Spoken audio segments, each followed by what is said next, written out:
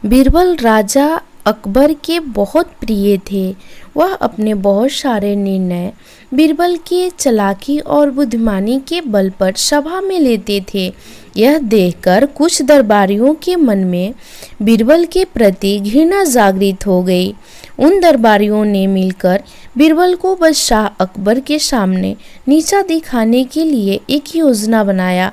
एक दिन भरी सभा में उन दरबारियों ने अकबर के समक्ष कहा कि अगर बीरबल हमारे 3 प्रश्नों का उत्तर दे देंगे तो हम मान जाएंगे कि बीरबल से बुद्धिमान कोई नहीं है। बीरबल की बुद्धि की परीक्षा लेने के लिए बादशाह अकबर हमेशा तैयार खड़े रहते थे।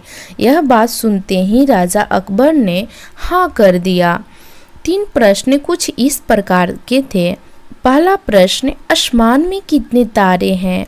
दूसरा प्रश्न था, इस धरती का केंद्र कहाँ है? तीसरा प्रश्न, इस पृथ्वी में कितने पुरुष और महिला हैं?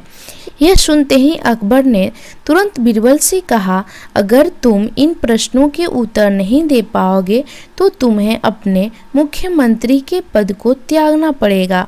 पहले प्रश्न के उत्तर के लिए बीरबल एक घने बालों वाले भेड़ को घर ले आए और कहने लगे कि जितने बाल इस भेड़ के शरीर में हैं उतने ही तारे आसमान में हैं।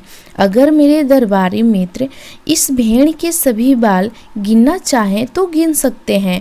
दूसरे प्रश्न के उत्तर के लिए बीरबल जमीन पर कुछ रेखाएं खींचने लगे और कुछ देर बाद उन्होंने एक लोहे की छड़ी को गाड़ दिया और कहा, यह धरती का केंद्र बिंदु।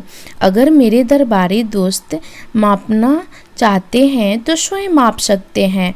तीसरे सवाल के उत्तर में बीरबल बोले, वैसे तो यह बताना बहुत ही मुश्किल है कि इस दुनिया में पुरुष कितने हैं और महिला कितनी हैं, क्योंकि इस दुनिया में कुछ ऐसे लोग भी हैं जिनको उस गणना में नहीं जोड़ा जा सकता है, जैसे कि हमारे यह दरबारी मित्र। अगर इस प्रकार के लोगों को हम मार डालें तो हमें गणना करने में भी आसानी होगी। यह सुनते ही सभी दरबारियों ने सर नीचे कर लिया। तभी राजा अकबर ने हंसते हुए कहा, बीरबल तुमसे चालाक और बुद्धिमान कोई नहीं है।